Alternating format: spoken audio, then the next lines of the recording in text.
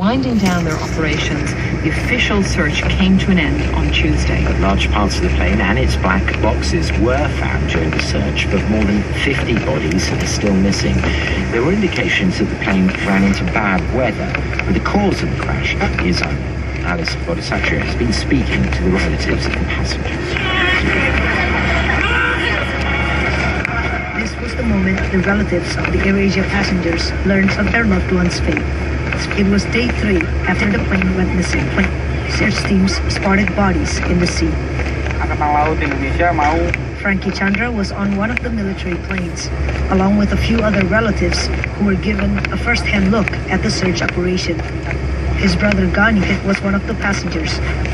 Up to that point, he was still hoping the plane might have crash-landed, and his brother survived. Sampai di lokasi, jadi saya sendiri melihat. When we got to the search location, I saw the wreckage for myself, and I thought it crashed in the middle of the sea, and it was the third day. It must have been unlikely for anyone to survive. I suddenly went limp on the plane, and I was confused. I didn't know whether or not I could accept that my brother was gone. How important is it for you to have the body of your brother back? Jika ditemukan dan dimakamkan, If we can find and bury his body, psychologically we can have a starting point to move on with our life. If we never find him, we'll always think about what it is like in the sea and what happened to his body. There is no end. Another passenger who is still missing is Bima Ali Wijaksana. His father Duyan has conflicting emotions.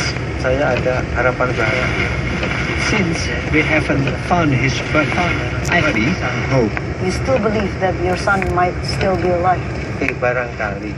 Maybe since we have to the sea and couldn't find him, maybe he survived the crash